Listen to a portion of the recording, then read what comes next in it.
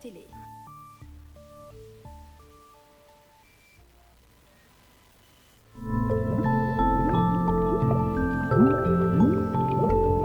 A221, une autre vision de la télé.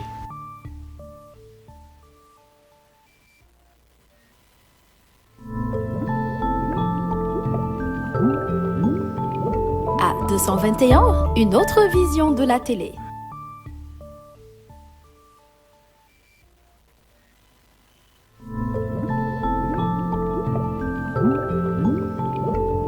A221, une autre vision de la télé.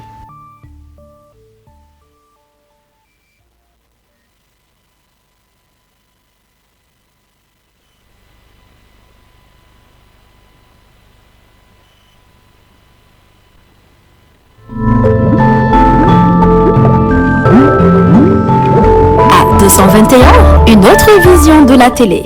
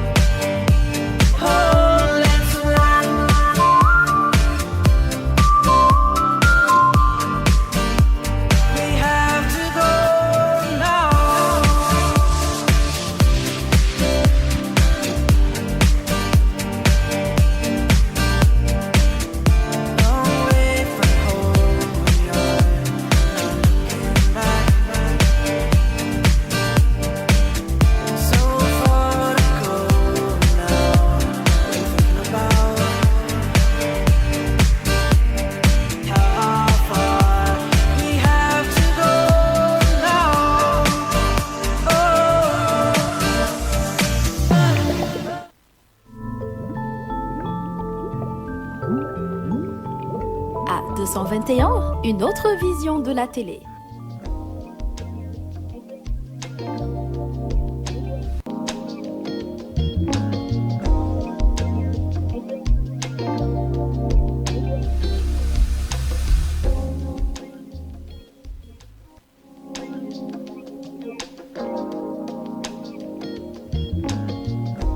Bonsoir chers téléspectateurs A221 TV ñu amaat mbégte ak contentement di leen daral cette émission le grand débat l'émission bi jël sujet d'actualité mais sujet yi nga xam ne d'intérêt général la teg ko ci table bi woo ci ay borom xam-xam woo ci ñoo xam ne am nañ ci jëfin waaye ñoo xam it am nañ ci jàngin ñoo xam ne dañ ciy wax xalaat dañuy partager li nga xam ne moom lañ koy def tey nag ñu amoon contentement di débat ak yéen ci autour du thème suppression des villes bi nga xam ne animé nañu ko récemment ak li nga xam ne mooy organisation des élections locales ci loolu vraiment ñu ànd ci ak ay invités de taille à la personne de ma commencé ci monsieur Go Faye di responsable politique di président mouvement réaction justement monsieur Go bonsoir. Bonsoir Babacar di leen nuyu ci ñi nekk ci plateau bi yëpp di profité di nuyu waa Parcelles Assainies en premier waa Dakar ak waa Sénégal. D'accord ñu ngi lay fay tamit bon bu ñu ci jugee donc boo fay ñu koy wax mooy président mouvement réaction damay dem rek directement ci nga xam ne dañ ko fi indi en tant que technicien ndax bu ñuy wax suppression des villes dañ koy teg ci code bi bu ñuy wax ci code bi dañuy wax justice donc on a trouvé essentiel ñu indi leen benn juriste sur notre plateau pour l'avis technique sur ça dama leen présenter monsieur Daouda Ba di juriste. ok merci maa ngi leen di nuyu ñi ma bokk ak plateau bi. di leen jaajëfal ci invitation bi di nuyu waa Université Cheikh Anta Diop de Dakar plus précisément waa faculté de droit ak fi ma dëkk fi ma jógee mooy la région de Kolda. d'accord ñu ngi lay nuyu di la jaajëfal bon voilà comme ni ñu koy defee saa su nekk ci grand débat aussi tout le temps dañuy bëgg benn position bi nga xam ne dafay représenter le peuple donc dafay taxawal askan bi ci loolu kenn dootul werante liggéey bi nga xam ne waa Forum Civil ñu ngi ko ciy def ñuy rafetlu tamit di remercier avant tout suñu papa Djibril Gueye bi ñu dalal ci plateau justement di membre bureau exécutif Forum Civil mais aussi le coordonnateur départemental de Forum Civil de Rufisque monsieur Gueye bonsoir. bonsoir tout le monde bonsoir Moustapha ñu ngi bëgg trop ci invitation bi taxawal fii forum ci débat yu mel nii yu am solo yu ngeen di faral di def ñu bëgg ci indi suñu xalaat ci actualité bi di nuyu bu baax ñi ma bokkal débat bi pour les avoir connus tey te souhaitant que ñu am waxtaan bu am solo bu mën a jur dara. Voilà. D'accord, on l'espère aussi. Bon, on va terminer avec mon frère, M. Souleymane Sy, le journaliste. Monsieur Sy, dalal jàmm. jërëjëf Moustapha mbégte la ak kontaate saa su ne di sekk ak yow plateau bi di nuyu ñi ma ko nar a bokkal tey jaaree ko ci Djibril Go Faye ak Daouda di nuyu ñi ñuy seetaan ci YouTube bi ak ci Facebook bi di leen wax bienvenue sur Actu 221 une nouvelle vision de la télé ci seen émission Grand Débat ñu fiy waxtaanee lu soxal Sénégalais yi di am yaakaar bu baax ne dinañu amal njëriñ te amal leen njëriñ. D'accord. dinañu amal njëriñ li ñuy amal njëriñ comme mooy waxtaan bi nga xam ne dañ koy tàmbali léegi ci ñaari poñ comme ni ma ko waxee léegi suppression des villes d'abord ñu gën ci xam ne ville de Dakar mais aussi li ñu naan organisation des élections locales là dans l'intérêt du respect du calendrier donc tey ma commencé waat ci ville bi tey damay commencé comme ni ma toppaloo nuyoo bi ak monsieur Faye tey bu ñu waxee suppression des villes donc bëggoon na waxtaan bi balaay dara ñu teg ville de Dakar ñu jàngat ville de Dakar luy taxawaayam luy relation ak ñeneen ñi lu muy liggéey ak luy statuer tey ville de Dakar nan nga ñu ko mën a tënkale tey ci relation importance bi nga xam ne mu ngi koy am ci côté gestion des collectivités locales. Absolument balaa may tontu ci question boobu je tenais à préciser que je suis pas expert en décentralisation que ça soit clair mais néanmoins comme on dit on est né à Dakar et puis am na lu ñu xam ci ville bi côté ses compétences ainsi de suite. ak processus bi nga xam ne dafa commencé acte 1 2 ba acte 3 de la décentralisation bi nga xamante ne fin de processus la si réñu président Macky Sall lañ ñëwee bu ko def mu nekk loo xamante ne aboutissement lay doon. Bon en fait xam nga acte 3 bi il faut ñu xam exactement lan moo doon objectif bi moo doon ñu def xool communes yi xool exactement comment lañ leen defee ay communes yoo xamante ne. il fait bien vivre là-bas et puis nañ leen delloo ay yeneen compétences ak yeneen prérogatives en termes de budget en termes de bien-être ak seen budget ñu xam naka exactement lañ koy gonfler ba commune boo dem mu bañ a am benn inéquité sociale par rapport ak yeneen communes yi. D'accord donc boo xoolee les grandes villes yi nga xamante ne mooy Dakar Guédiawaye Pikine ak Rufisque donc ak Thiès parce que je tiens à préciser que 5 yooyu ñoom ñooy les villes Saint-Louis du ville donc Diourbel du ville ainsi de suite loolu nag c'était sur la base d'un décret bi nga xamante président de la République moo ko defee noonu maintenant d'aucuns me diraient que pourquoi loolu mais c'est un décret c'est le pouvoir du président mu defee ko noonu ville de Dakar nag bu ñu ci basé wu bi nga xamante ne tey moom mooy la plus grande ville du Sénégal si je peux me permettre moi je pense que c'est une ville bi nga xamante ne dafa am spécificité parce que ku maire de la ville de Dakar tu as un budget de 50 milliards léegi nag après moi personnellement je me suis dit que doole boobu lañ bëgg a wàññi parce que dañu xam ne ki nga xamante ne bu nekkee maire de ville de Dakar bu nekkee àndul ak état bi ça va être très très compliqué parce que dina naqaree daan parce que il va faire des réalisations te réalisation ak prérogatives yi day dem ba di empiéter si yeneen communes yi. D'accord day am chevauchement bi nga xamante ne moom da koy am maintenant on va se poser les questions de savoir véritablement lan mooy motivation yi dinañ si dugg au cours du débat moi je pense que personnellement je peux donner a priori ma position je suis pas d'accord te pour la plupart les Sénégalais ils sont pas d'accord pour la suppression des villes si je peux me permettre. D'accord justement donc ci loolu la ñuy jógee ñëw ci mon père monsieur Gueye justement tey jii bu ñu dégg nañu kii li mu expliqué mais tey fi ma leen njëkk a laajee mooy tey suppression ville de Dakar déjà parce que gis nañ ci position forum bi nit ñi ñu ko jàppee fi mu ne ci ñu gën a dëggal ville yi la nekk que ñu koy supprimer mais tey lan nga jàpp ne moo war a mën a tax ñuy xalaat di supprimer ville de Dakar lan moo war a mën a nekk objectif. voilà donc je crois que am na loo xamante ni foo ñu dellu si ci. C'est pas parce qu'on est spécialiste de la décentralisation que nga comprendre que wax ji li ko indi ministre de tutelle bi moo wax loolu te ni mu ko waxee dafa ni nañu supprimer ville yi ndax sax amul cislaay ci code bi loolu la wax donc ça a été une réaction vertement bu ñu sànni ñëpp jógandoo il faut d'abord ñu xam ne structures yi fonctionné yëpp ci nguur ci code la aju Macky Sall moom même su dee volontaire mu ne par décret création ville acte 3 prolongement wu acte 2 la woon te acte 2 li ko plombé woon au-delà problème yi ñu amoon ci comment financer la régionalisation mooy naka la ñuy corriger pàcc bi ni pàccee woon réew mi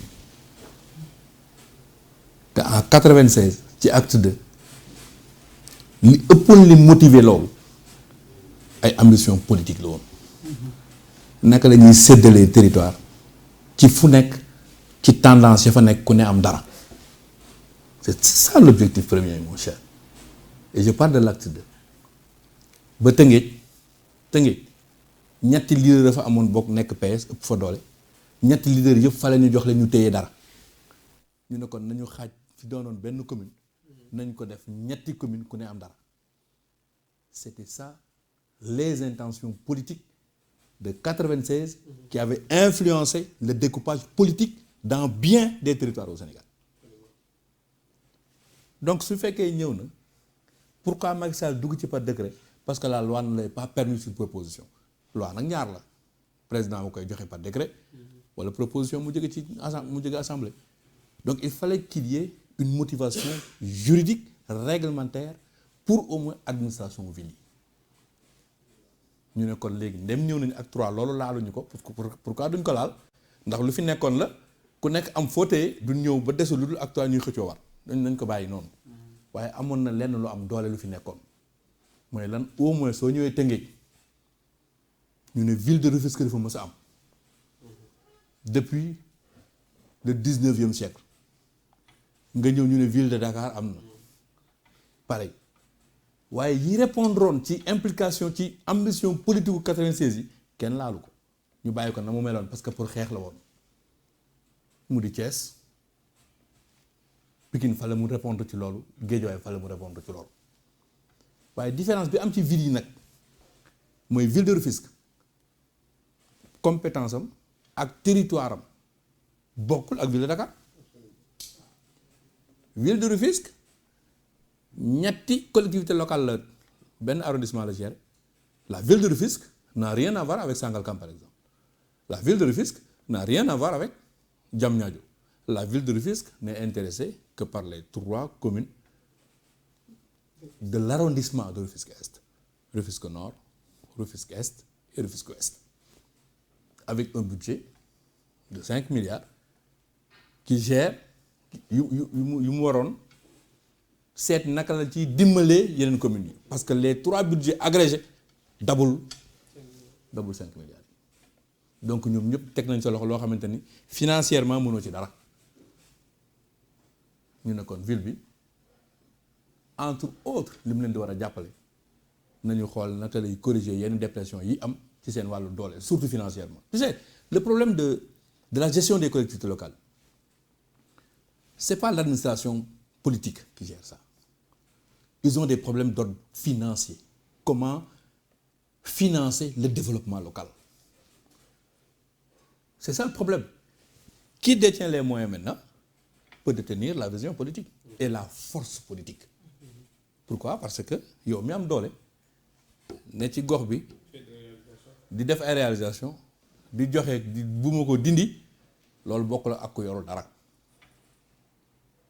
donc ambition yi bu ñëwee tey ministre bi ne nañ ko dindi pour man erreur bi mu njëkk def mooy li muy wax ne mënuloo rey luy dund.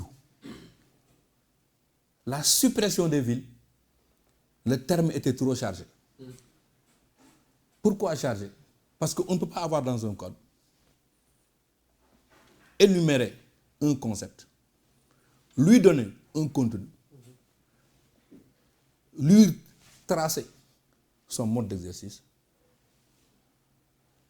élucider sur sa composition, son mode d'administration, par nga ne amul.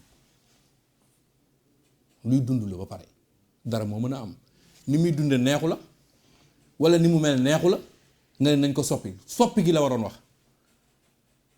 comment faire en sorte de rendre les villes moins solides que les communes qu'elles polarisent. Ville de Dakar 50 milliards la yore ñaata commune sans aucune péréquation mën na ëpp doole. loolu dinañ ci ñëw ci anam bi mu leen ëppee doole vraiment dinañ ci ñëw mu nekk yoo xam ne ci revenir justement là damay ñëw Souleymane parce que dama bëgg après ci volet juridique bi la ñuy terminer ak monsieur Ba justement Souleymane tey dégg nga analyse ki nga xam ne mooy monsieur Guèye bu Forum Civil tey am na commencé nañu di sentir ay probable objectif ambition politique ci suppression bi de Dakar nan nga ko jàngatee.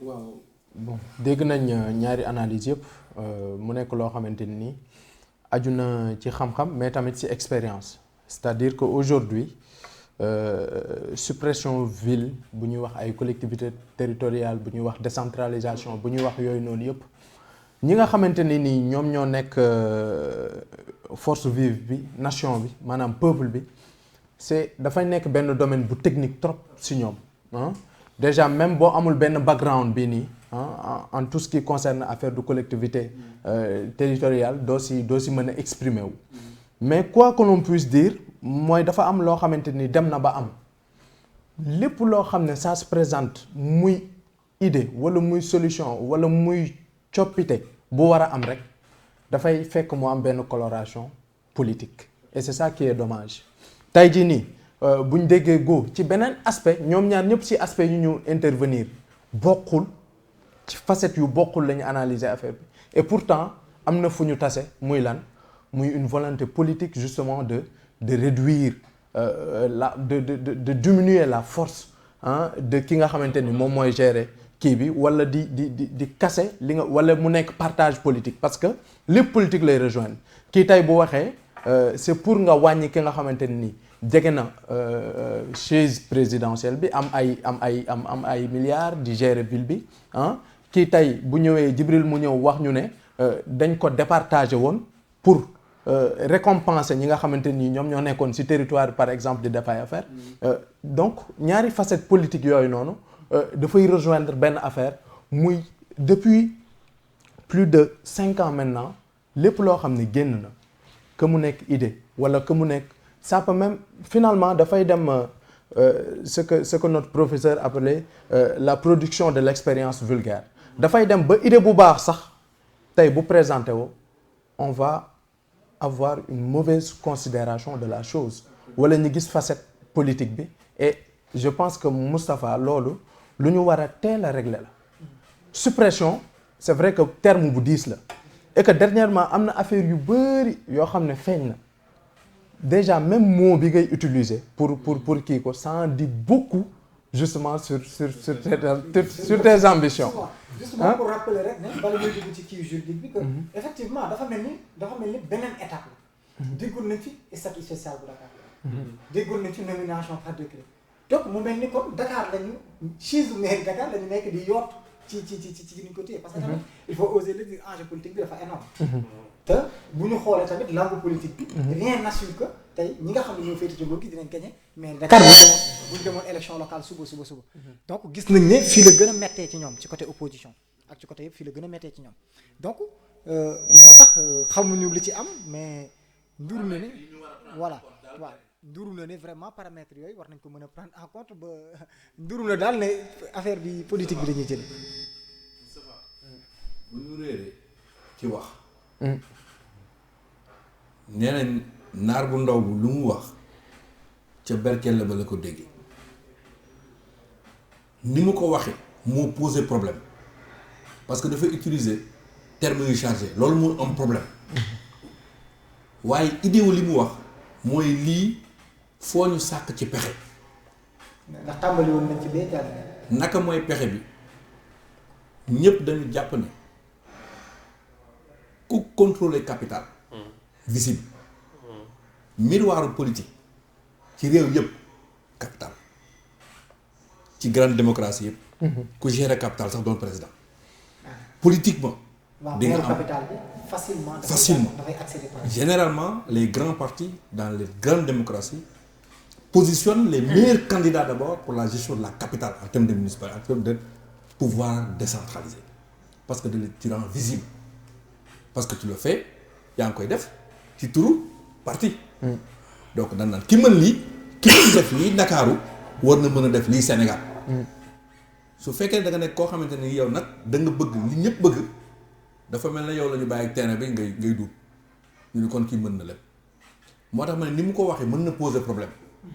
mais idée bi bu mu nax kenn mooy doole ji bare na xeex nañ ko fépp doxul te élection yi mu mën demee seetu nañ ne delluwul gannaaw mais Tëngéej parti au pouvoir yorul ville ba Tëngéej ki fa nekk du APR Dakar ki fi nekk du APR Tëngéej ak Dakar soo génnee ci population électorale région de Dakar loolu doy na waar. important poids électoral bu diis la. surtout que mën nañ jëm ci ñu cumuler élection locale ak législative. xam nga en fait pour confirmer monsieur Guèye lu mu wax man je pense que le soubassement il est politique man c'est ma conviction. xam nga si on se rappelle un peu il y a 3 ans 4 ans histoire u Khalifa Sall bi muy départ ak problème ak état bi l'ancien ministre Mbaye Ndiaye dafa ñëwoon ne soit tu viens avec nous ku bëgg a yor Dakar da nga ñëw collaborer ak ñun de par force. je pense que ça a été de déclic ñu ngi ko doon waxtaan léegi. il y a 1 an man ñoom Aminata Mbengue Ndiaye je pense bi mu remplacé Tanor bi mu njëkkee ñëw lancé na ballon de sonde wax ne ok dañu war a tànn Dakar par nomination par décret présidentiel. boobu dañu doon tester. je pense que le président on lui a conseillé que c'était pas un bon choix c'était pas une bonne pratique. moo tax ñu bëgg a xool coûte que coûte comment faire de sorte que pour récupérer Dakar. moi je pense que loolu mooy c'est antidémocratique parce que fii aussi il n'est pas dit que ñun dañ lay jox suñu kàddu jox la suñu voix nga nekk suñu président tu prends n'importe quelle décision pour ñun. moi je pense que quand le président nomme si fonction civile ak militaire yi mais am na loo xamante ne nag mais sur la base d'élection lañ koy tànn loolu suñu prérogative la ñun ñi nga xam ne ñun ñooy citoyen moi je pense que lii di député dañ ci war a dem élection lii di maire dañ ci war a dem élection maire de ville maire de commune mais loolu rek lañ am ñun en tant que citoyen mais bu fekkee ñoom les hommes politiques les hommes de pouvoir dañu bëgg a nangu lépp si ñun mais les citoyens qu'est-ce qu'on devient on est en danger. parce que moi je me dis que je suis aujourd'hui un acteur politique je suis jeune quand je vois ñu utiliser certaines lois pour emprisonner un potentiel adversaire je me dis que moi je suis en danger.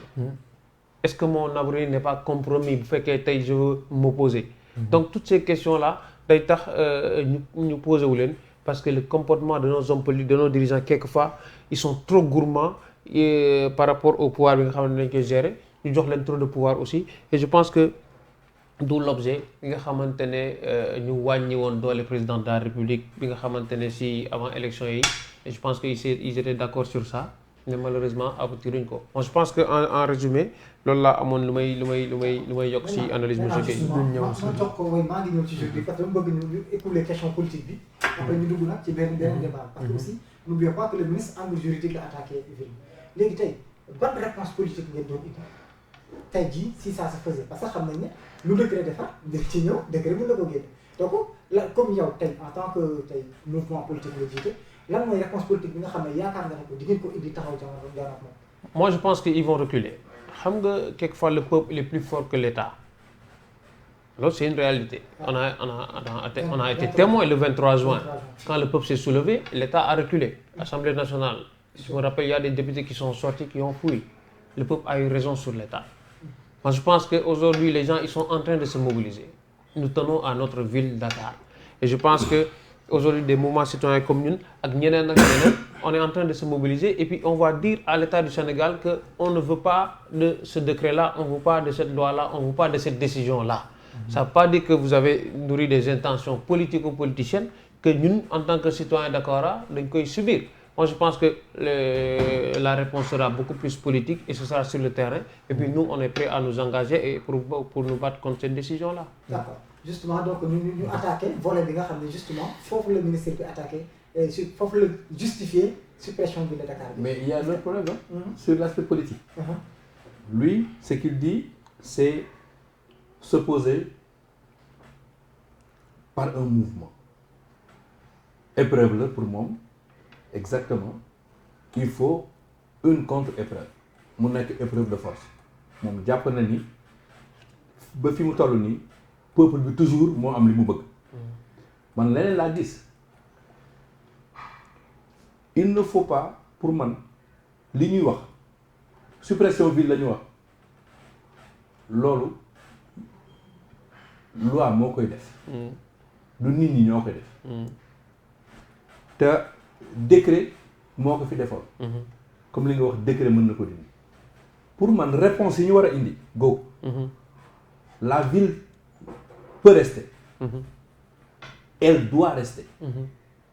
mais li ñu seetlu ci ville yi par rapport ak collectivité locale yi ñuy polariser li ñuy chevaucher dafa bari. Absolument. Je te donne un exemple. La ville de Dakar a les mêmes compétences en termes d'action que le conseil départemental de Rufisque. Parce que la ville de Dakar agit sur les 19 communes. Sans conseil départemental. À Rufisque, il y a le conseil départemental qui agit sur les 12 communes et que la ville n'agit que sur 3 communes. Mais là aussi est-ce que du prérogatif bu leen code bi may parce que ci code bi dafa wax ne ville bi bu nekkee foo xam ne amul département boo xam ne amul conseil départemental ville bi mooy mujj def office de département. dama loolu ko code bi may moo tax ma ne nañu indi réponse politique. Réponse politique c'est quoi? Donner un contenu maintenant à l'argumentaire juridique. Logique. Ok. nañ ne lii même su baaxee lii dañ koy dindi loolu mooy réponse politique bi pour man nañu leen wax fi bon fi ñu chevauché ak fan la ñu war a niroo. C'est vrai qu'il y a trop d'amalgame ci biir. ci biir code bi est-ce que code bi c'est bien établi parce que tey même bu dul problème bi temps yëpp on assiste ci benn affaire boo xamante ni ay jeu de mots ci affaire yoo xamante ni sama mbokk waa droit seen yëf la woon waaye léegi askan wi yëpp lañ ci embarqué ci affaire yoo xamante ni tout le temps bëggee wax moom lañ wax. waaw ci mots yi dañ ciy jouer ak ñun di jàllale ay affaire ci mots yi ñi ciy bloqué ay affaire juste sur des concepts et après ngay gis ne c'est vrai que c'est la loi mais bu fekkee yow loi bi askan wi nga ko defaral heure boo waxee dara nga sentir ne y a quelque chose qui ne va pas alors que loi bi nga wax yow loi boobu noonu yow askan bi nga ko defaral ñoom d'accorduñ ci wala tout le temps heure boo ci évoqué dara yaa ngi ciy gis frustration wala nga gis ci ay soulèvement est-ce que réellement ni ñu koy établir te su ko juumul daaw war nañu andil ay leeral loolu koy établir te réalité socio-économique dëkk bi mu koy dundee loolu xam naa ci la ñu dugg justement ci avis juridique bu monsieur Daouda Ba bi ñu indi justement xam naa ne bu ñu amee élément bi ñu affiché tuuti partie yi nga xam ne code bi daf ci évoqué ville. Absolument. mooy ci création. mais aussi ak li ko régir justement. nga def si disponible xam naa ñu am ko à l'écran. avant loolu monsieur Daouda. voilà léegi dañu gis ne ministre bi tey damay citer li mu wax dane dans le respect de l'unité nationale et de l'intégrité du territoire, les collectivités locales de la République sont le département et la commune.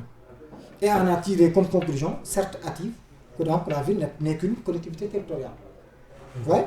Donc, loolu moo indi ne bu ñu jàppee comme ci code bi commune moo fi am ak département. ville am léegi nag foofu la ko jaaree bu attaqué ko tey jii. code bi loolu la ñuy wax waaye tamit loolu article premier bi ñu demee ba article 167.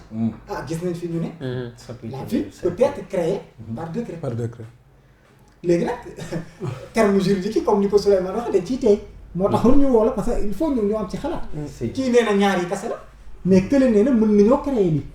luñ mën tamit mën nañ ko bañ a def léegi tey ban lan nga ñu ci mën a indi comme analyse juridique ci confrontation yooyu nga xam ne ñaari article code bi am nañ ko. bon merci ci parole bi man li ma ci wax xam juriste day mel ni juge lu juger intention c'est-à-dire lu ñuy wax suppression lu muy wax suppression ça c'est dans l'intention peut-être du politique un juriste day wax commenter ci ay faits wala ci ay actes donc man lu mu ci dellu c'est-à-dire intention lu tax ñu supprimer ville wala dañoo war a bàyyi ville parce que ce n'est pas un débat qui est devant l'Assemblée. Tant que yegg gu fa wala ba mu génn ba mu dugg en vigueur le juriste mënu ko commenter. Bon damay def historique tuuti boo xoolee ci collectivité locale Sénégal acte yi parce que ñu ngi am boo xoolee suñ première réforme bu gën a rëy en 1972. buy instituer communauté rurale bu ñuy woowee acte 1 de la décentralisation.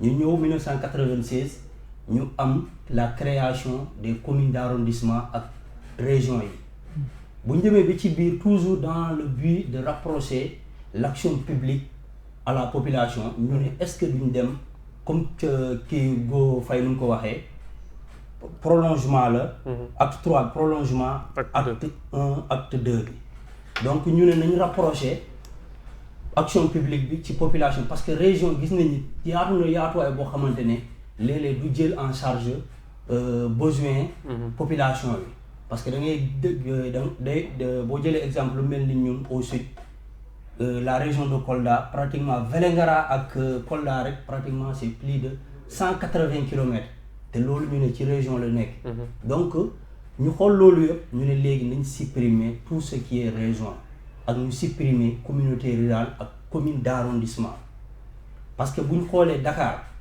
amoon na ville parce que ville de Dakar ñu ngi ko créé 1857 lañ ko créé yàgg na trop mais dafa amoon lu tudd ay commune d'arrondissement la amoon parce que dafa amoon compétence commune d'arrondissement dañoo amoon seen compétence ville bi am compétence am mais puisque acte 3 bi ñëw na nee na léegi loolu amatul léegi ñëpp lépp luy entité locale day jóge fu mu nekkoon doon commune loolu indi problème bu gën a rëy mooy problème parce que boo xoolee budget ville de Dakar ñi élection yi ñi ngi am 2014 mais ñi ngi voté budget bi 2015 mu indi problème bu rëy parce que nan la ñuy voté budget bi parce que yële yëpp doon na ay communes de plein exercice lu mel ni Médina lu mel ni Plateau yu bëri yuy nekkoon commune d'arrondissement dañoo ñëw nekk ay commune de plein exercice mu am problème entre compétences yi mu am problème yàlla def ni nag foofu amuloon problème entre les élus locaux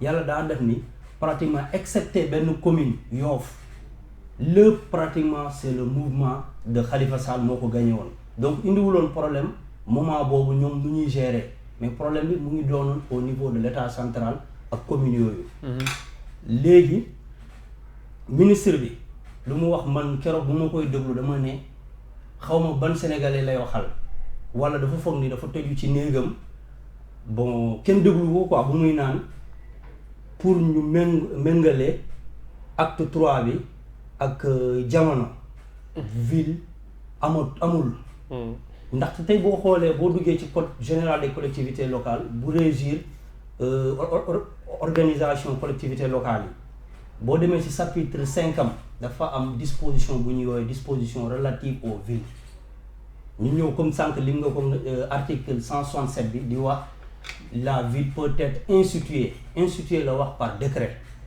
donc moom bu toogee ne ñu amut man daf may jaaxal te biir code bi chapitre 5 bi mu ngi institué noir sur blanc disposition relative à la ville jox ko comme ki nu mu ko waxee jox ko contenu jox ko nan lay exercer woo lan mooy compétence am. ba pare établir ko jox ko statut commune biir code bi tamit wax nañu. la ville est une commune. voilà la ville loolu la koy woowee ne ko maire commune ville. élément bi su jàppandee nga jox ñu ko. voilà noonu la koy woowee sax ci biir acte bi boo xoolee ci biir code bi ci biir boo continuer di parcourir chapitre 5 bi day dem benn moment da koy woowee mooy ki koy jiite da koy woowee maire commune. maire ville. maire de la ville. da koy woowee donc bu ñu nee maire ville nga taxaw nga naan loolu amul te ñu gis nañ carrément acte yu ñuy posé jox ko compétence ne ko lii mooy nii lañ koy falee te ba pare li ci gën a garaaw man li ma ci gën a jaaxal xam nga réformer nañ code électoral bi maanaam léegi les maires de communes et de villes sont élus comme le président de la République. suffrage universel direct. ñu boole ci ville bi am benn exception bu ndaw buñ ci def parce que ville bi au lieu que ñu ne c'est la liste proportionnelle ku raw gàddu ci liste proportionnelle mooy gagner automatiquement mairie bi mooy nekk maire mais dañu ne pour la ville c'est la liste majoritaire de l'ensemble des communes. Des représentants des communes. Des communes. Donc maanaam réformer code yàggut nga ne lii nii la ñu liiree maire ville bi yow nga taxaw. ne gars yi c'est contradictoire. franchement loolu amul man loolu moom franchement. télévision politique quoi yàggul juillet 2018 la. voilà yàggul donc c'est politique man laa mën a wax en tant que juriste loolu mooy texte yaa ngi fi. gisoo ci benn fondement bu légal. bu légal pour supprimer ko mais xam nga comme ni ñu ko waxee décret moo leen may ñu teg ko. décret tamit mën na leen may. ñu supprimer ko mais boo xoolee ci biir li ci gën a garaaw boo xoolee ci biir code des collectivités locales bi yëpp. doo gis fu ñuy waxee suppression ville. mais da ngay gis suppression commune. da ngay gis suppression département nu ñu koy defee parce que ñu ngi ne suppression commune. c'est par décret après avis de la cour suprême. moo koy wax moo koy def mais ville fenn gisuma fenn fu ñu ne. nii lañ koy supprimer. mën nañ jàpp rek def interprétation par analogie jàpp par le parallélisme des formes kon par décret lañ ko mën a supprimer mais amul gisuma ci code bi nii lañ ko war a supprimer. waaw est-ce que du puisque décret moo koy def tamit décret moo koy dindi wala tamit li doyen doon wax léegi bu fekkee dañ ko mettre en place def ci contenu c'est-à-dire loo def contenu ba pare yaa ngi koy valider yaa ngi koy légaliser yaa ngi koy wutal ay fondement ba pare après nga bëgg ko ñëw. justement que juillet bii passé nga def boo wax ni ñu koy fal. donc ma xam nga lu tax ma évoqué cas suppression bi parce que ci biir code bi da ngay gis la commune peut être créée par décret le département peut être créé par décret ñu ñëwaat ñu naan tamit peut être supprimé par décret ville ñu naan la ville peut être instituée par décret mais li ma jaaxal damaa gisut. naan supprimer nan lañ koy supprimer. xam nga en fait looloo tax ma soulever loolu. xam nga tout à l'heure am na benn article boo wax. di wax ne la ville peut avoir le statut d'une commune. donc xam nga effet de loi. il a le statut d'une commune. est-ce que suppression donc de facto après. mais man foo bëggoon gën a abonder. moom mooy par rapport au mode de scrutin bu mu wax xam nga bu ñu rappelé woo. dañu ñëw ñu jékki-jékki pour affaiblir le maire de la ville de Dakar ñu ne léegi maire de la ville doo nekk candidat à la ville de Dakar tant que gagné wu sa commune vous vous rappelez de ça. boobu lañ commencé seen instigation bi parce que le projet a commencé depuis longtemps boobu dañ foogoon ne je pense que le maire Khalifa Sall n'avait pas assez de pouvoir ci commune am. pour gagner grand. voilà challenger mu dem commune am gagné foofu. doog a demaat ville de Dakar gagné vous vous rappelez de ça. maintenant bi ñu defaatee loolu ñu ne ok dañuy nax population yi nii li ñu leen bëgg a gëmloo mooy les 50 milliards yi nga xamante ne ça revenait à la ville bu ñu dindee ville bi supprimer ko dañ koy jël dispatcher ko jox ko yenn commune 19 communes par exemple de Dakar. mais foofu benn affaire duma dafa am benn affaire bu ma fa jaaxal parce que dañu constaté ne bi depuis 2016 révision 2013 code général bi. li ñu wax léegi mooy communes yi dañuy contribuer. ci ville bi. waaw or avant ci 96 bi effectivement ville bi c'était le contraire. xam nga yooyu beaucoup de j'ai pas compris aussi. xam nga yooyu beaucoup de charges yi nga xamante ne ville bi moo ko doon jël commune yi. mais boo xoolee si acte 3 décentralisation peut-être les juristes peut-être il va confirmer dañu jël ay yeneen charges yu bëri delloo ko communes yi quand même par exemple boo demee Parcelles Assainies si hôpital bi am na ay masse salariale boo xam ne ville bi moom pour soulager la commune moom moo ko doon supporter.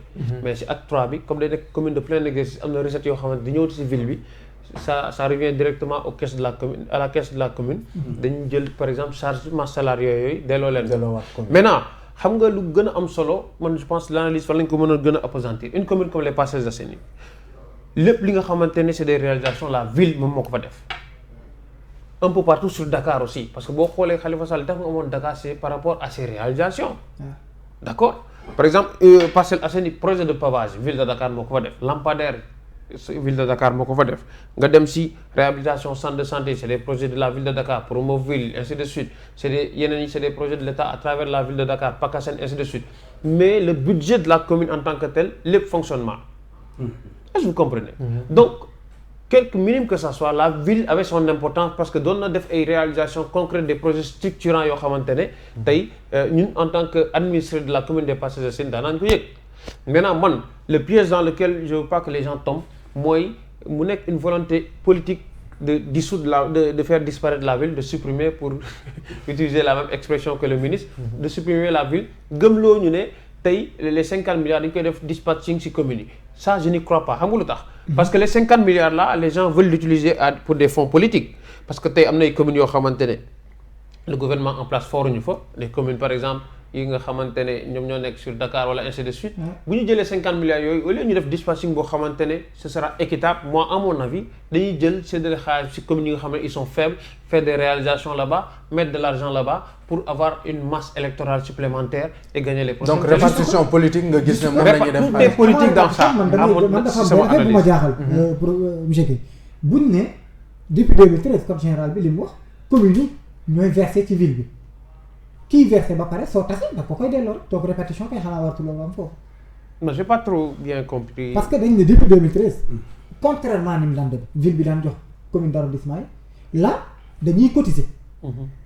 communes yi dañuy cotiser ci ville de Dakar donc communes yi dañu am xaalis bu ñuy jox versé ville de Dakar. ci fonctionnement bi. léegi si c'est le cas nga ne da nga koy tas mais da nga koy séddalewaat pour séddaleetu. dafa mel ni kenn ku nekk na nga doon joxe xanaa ngi parce que foofu séddale lu fa man daal y a beaucoup d'amalgame beaucoup de contradictions ci biir code bi yoo xam ne leerul sama bopp. c'est que pour man dañu dellu si waat ci analyse politique gis nga l'aspect juridique soubassement juridique bi collectivité locale yi am statut bi pour man loolu pare na am na le code est là. La preuve pour ñu battre en brèche ni mënoo rey luy dund dañ naan ko demal ci article 167 ba 187 li nga bëgg a dindi ma nga foofu. kon dafa mel liiroo code bi te su ne effectivement ñaari ordre de territorialité yi ñuy soulever ci au début ci article premier bi muy département ak commune loolu ci administration la entre muy mel na nga ni góor ak jigéen ñooy genre yi am. mais ci ñi àdduna doxe am na yeneen yu judd yoo xamante ni duñu góor duñu jigéen ñu ngi leen di wutal suñu jaar li am na ba pare pour man sénégalais yi nañu yeewu ñun fi ñu war a defee suñu analyse mooy xam yan façon nit ñooñu jiite ak naka la Sénégal di fonctionner lu tax ñuy am problème 1960 ba tey préoccupation yi nit ñi di am préoccupation politique politicienne yi ñuy jiite di am mooy influencer quelque fois suñu administration politique ku taxaw ci nguur def ko arme sa xalaat mooy naka laay xeexe te ku xeexee doole juum ndax da ngay bëgg daaneel miir fam daaneel kër aujourd'hui pour moi nekkul affaire suppression ville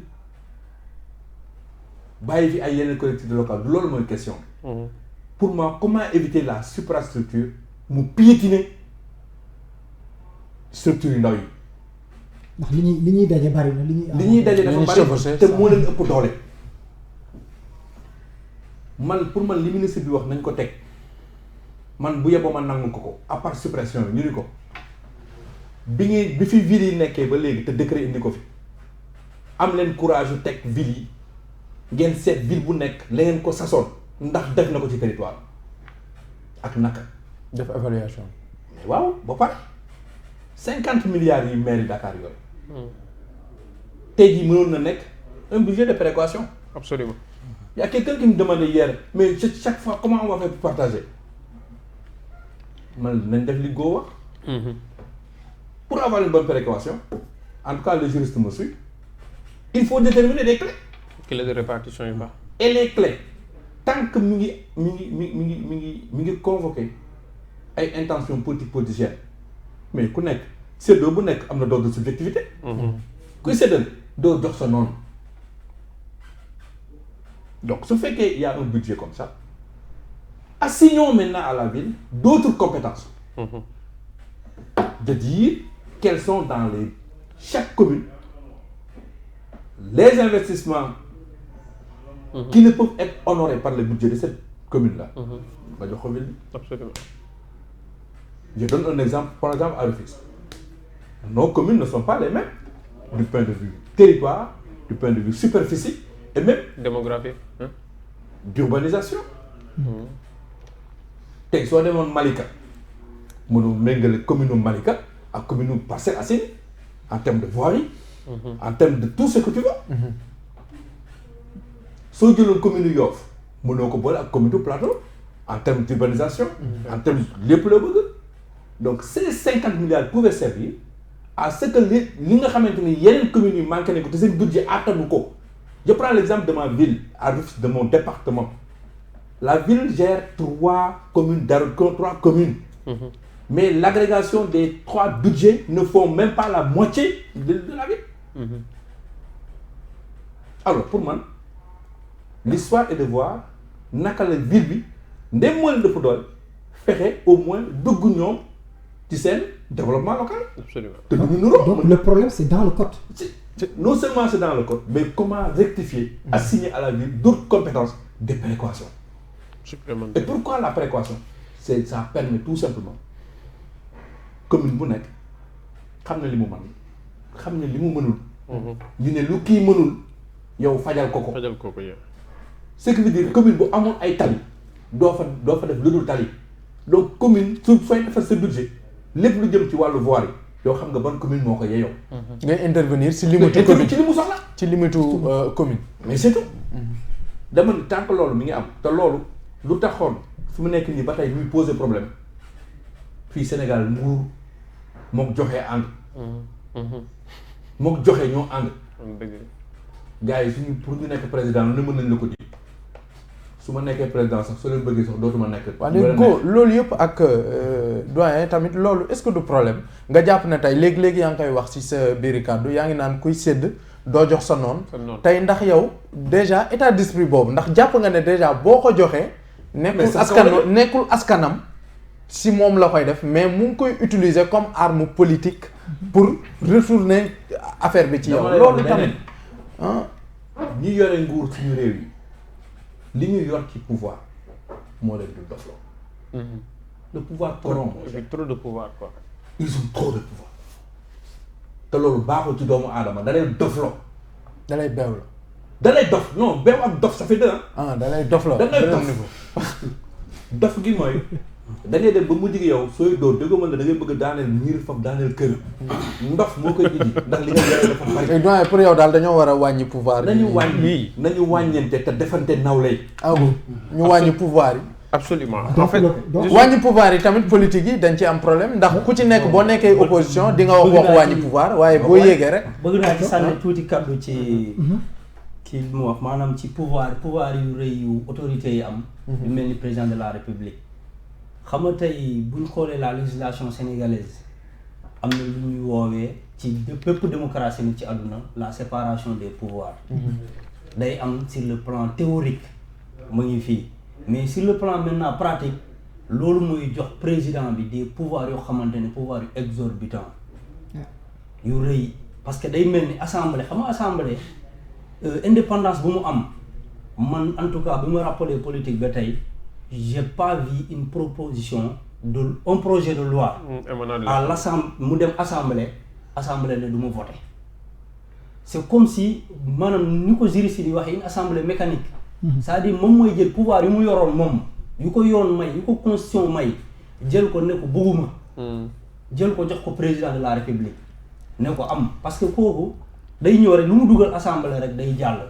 c'est comme si y a pas un débat contradictoire man gis naa fi des votes de loi yoo xamante ne dañuy naan débat bi jaru ko gis naa ko fi assemblée gars yi taxaw dóor ci table bi ñu ne jarul débat. est-ce que du majorité mécanique xam nga jarul débat est-ce que comprendre donc dama ne.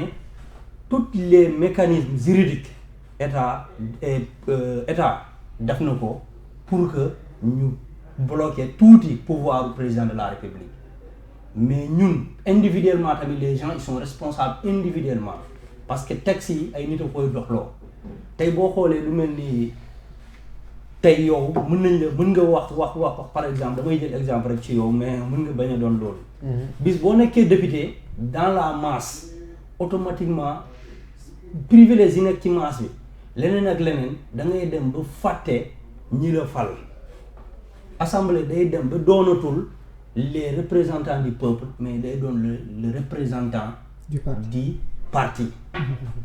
parce que dañ la koy wax carrément même le fait que nu ñuy tànnee problème bi fa la commencé nu ñuy tànnee député yi parce que liste bi chef de parti ñu ngi koy defar man dama jàpp ni foofu la lu mel ni forum civil lu mel ni yéen foofu ngeen waroon gën a xeex maanaam nu ñuy tànnee député yi mode d'élection yi fekk du benn liste parti lu mel ni APR wala beneen parti ñëw rek ne ñii ñooy samay député parce que da ngay gis ñoo xamante ne ñu joxe ay député yoo xamante ne par exemple góor jigéen koo xamante ne kenn xamu leen ci dëkk bi mais duñ voté ñooñu mais parti bi la ñuy voté xamuñu sax député yi am na département yu bëri ils ont eu leur député te xamuñu leen mosuñu leen teg bët mais ils ont voté tout simplement parce que beige marron la wala jaune bleu la wala verte la. ak nombre de députés yi ñuy jox automatiquement ñu xam ne ku ñu kii donc man dama ne foofu la ñu war a xool tànn bi bu ñuy tànn est-ce que duñ ko replier de telle sorte que mouvement yi ci biir koñ yi maanaam ku nekk am liberté fekk diisul caution bi diisul parrainage bi amul ku nekk mën a ne man bëgg naa dem assemblée de manière individuelle man dama jàpp ni forum civil les mouvements loolooy xeex bi. favoriser candidat indépendant. xam nga Go mooy intervenir. xam nga ñu def benn tour de table pour terminer sujet bi dem ci deuxième point. xam nga absolument monsieur Ba li mu wax c'est très pertinent. xam nga moi j'ai été victime de ça en 2014 may nekk candidat à élection locale j'ai été obligé ma dem abbi récépissé parce que j'étais sénégalais j'étais majeur et vacciné bëgg nekk candidat à l'élection locale je ne pouvais pas parce que la loi à l'époque stipulait que pour nga nekk candidat il faut que tu sois mandaté par un parti politique bokk na ci les raisons pour lesquelles ci référendum bi comme da doon dindi loolu j'ai voté pour le oui pour wax leen ne c'est les genres de pratiques là yi nga xamante ne tey ñoom ñooy contraindre ñenn ñi aujourd'hui on parle de 250 partis politiques yi am ay récépissé yi bind parti politique aujourd'hui par exemple nous sommes un mouvement citoyen qui avons participé à des élections locales qui avons participé à l'élection aux élections législatives te contribué nañ ci élection présidentielle bi combien de partis n'ont pas participé te ñooñu ñoo am récépissé tey bu ñuy wax dialogue national ñooñu la ñuy invité palais ils disent n'importe quoi seen parti ay fonds de commerce lañ ko def donc du li muy wax ne légitimité bi il faut que ñu revoir ñan ñoo légitime ñan ñoo les acteurs politiques ñan ñi nga xamante ne ñoo mérité dëgg-dëgg ñuy déglu seen kàddu éveil des consciences boobu moom mooy suñu véritable challenge xam nga lu tax dañuy dem élection législative un homme politique qui est avéré par exemple je peux prendre l'exemple au Parcelles Assainies monsieur Amadou Ba diriger liste élection législative yi ñu ne ok Amadou Ba avec son envergure et tout tous ces militants voté Amadou Ba bi ñu demee ba tànn leen seen liste gagné ils prennent les députés seen député de Dakar après moom mu démissionné son suppléant ñu nekk député est-ce que kooku lañ bëgg mu nekk député Dakar est-ce que tu comprends d'où l'importance de revoir le mode de scrutin man je pense que c'est des sujets aussi importants la ñu war a débattre pour ramener la véritable démocratie bi nga xamante ne les citoyens dañu mën a exprimer seen véritable voix mais Assemblée nationale muy yenn élection yu bëri nit ñi dañuy voter ba pare gis ne kii moo leen di jiite après ils se trompent même au niveau local parce que boo xoolee je sais pas sur les 25 points yi nga xamante ne dialogue politique bi la ñuy wax ne il paraît que ils sont tombés d'accord sur 23 mais c'est pas encore acté sur les 23 ils disent que maintenant le mode de scrutin de l'édile local moom mooy le maire direct espérons que ça soit parce que on est tombé dans le même piège dañ doon dem ba liste bi gagné après les conseils municipaux ñoom ñooy tànn kenn seen biir maire après ku ëpp alal ku ëpp doole tu tapes aux portes la nuit jox kii 500 000 ainsi de suite est-ce que kooku am na compétence pour nekk maire est-ce que tu comprends donc je pense que c'est des sujets aussi importants indi woon na ay problèmes yu bari c'est vrai que c'est extrêmement important ça et je pense que xam naa mooy bu ñu jegee sax dañ ci ma daane lay fenn rek foo xam ne c'est important et ça me tient à cœur sans que monsieur Guèye wax na benn sujet bu am solo par rapport ak les réalisations yi nga xamante ne les villes ou bien l'État da koy def ci communes yi par rapport à la précaution c'est-à-dire la redistribution des ressources de l'État ñun Parcelles Assainies la plus grande commune bi nga xamante ne ci Dakar en termes d'électorat Parcelles Assainies depuis 2009 ñu tabax benn stade mënul pare entre-temps à Guédiawaye tabax nañ fa defaraat nañ fa réhabilité nañ stade Amadou Barry. defar nañ leen stade lañ Ndiarème. Mais je pense que c'est pas normal. Est-ce que c'est parce que comment il s'appelle Aliou Sall il est de l'APR, il est à Guédiawaye, dañu war a orienter tous les projets d'envergure à Guédiawaye. Moi je pense que c'est pas une bonne. mais tey est-ce que stade yi tamit est-ce que benn la ah. stade yi est-ce que ni ñu bëgg a defee stade yi est-ce que benn la tey. mais seen stade boobu moo ëpp sax suñu stade bi ñun suñu stade bi c'est un petit C'est vrai stade. que projet Je te dis que depuis 2009 Yàgg na c'est vrai que le maire n'a pas été capable de délivrer moom moo nekkoon son projet d'origine. dem na ba si biir Thiang parce qu'il a été il n'a pas été bon en termes de vision parce que dafa gisoon ne def na ñaari année excédent budgétaire moom pour moom excédent budgétaire day continuer. mu ne mën naa def. xam nga loolu quoi c'est pas un bon comptable en tout cas il est mal entouré. Bref, l'État a pris le projet en main pour égaler ko. Le ministre Matar Ba est venu, il a dit que avant les élections dañ leen livrer seen stade. Moi je pense que loolu mooy waral ñun ñuy am frustration. et des gens comme nous ñun rek ñoo mën a porter la voix des parcelles. tamit fu mel ni Anne c'est le maire en personne. ci budget maire bi nga xam ne bokkul parti au pouvoir aussi moo tabaxal boppam stade. Barthélémy Dias tabax na stade. donc voilà donc c'est important. Maintenant monsieur Guèye ñu ñëwaat juste pour clôturer côté suppression des villes bi yow dama jógee Rufisque et su ma juumul conseil municipal nga foofu. non man je suis de. forum coordonnateur départemental collectif voilà justement léegi tey Rufisque ni ñu ko jàppee bu ñu supprimer woon ville ban impact ngay gis ne dina ko am ci fonctionnement Rufisque. voilà impact bi moom ci ñetti communes lay am ko ñetti communes ci 12 yi donc les 9 seront exemptes. les 3 communes peut-être dinañu am ay problèmes parce que am na lu mu leen di defal. lu mu leen supporter en termes de salaire. charge quoi. ay charges yu muy jël ci ñoom. ba pare action yi ville bi mairie ville bi di def ci commune ci arrondissement bi. en termes de réalisation. voirie des choses comme ça. Mais moi je voudrais insister sur une chose importante. Au-delà de l'appel que monsieur Ba vient de faire aux citoyens que li fi war a soppeeku ñun ñoo ko war a soppi ndax suñu taxawee. mode de scrutin comme li ma leen waxoon rek mentalité la xam nga pour man un député élu sur la liste proportionnelle y a pas de plus aberrant pour moi. ndax dañuy gis député bu ne ci dëkk. te ñi ne ci dëkk ba xamuñu ko. bureau président la fa. Le Forum civil avait 2 programmes sur d'abord avec les députés.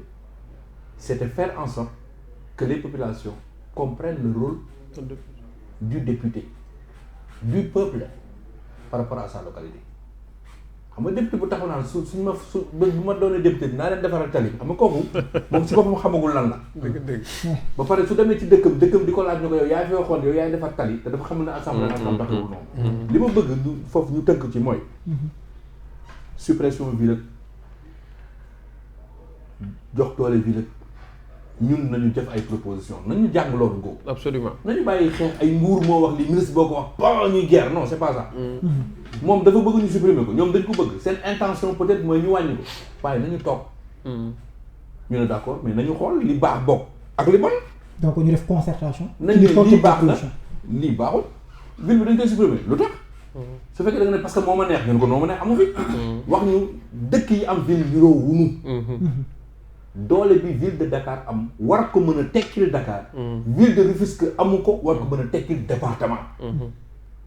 su fekkee bokkuñu ay compétences bokkuñu budget bokkuñu territoire nañu toog xool ñoom fan la ñu war a. donc li ñu doole bi ñu jox ville de Dakar amul ci yeneen ville yi. mais bu ko amul bokk donc Pikine du fenn. donc fi may jeexale mooy lu mel na ville de Pikine nañu maire yi nañu changer c'est pas la fiscalité locale qui développe un territoire.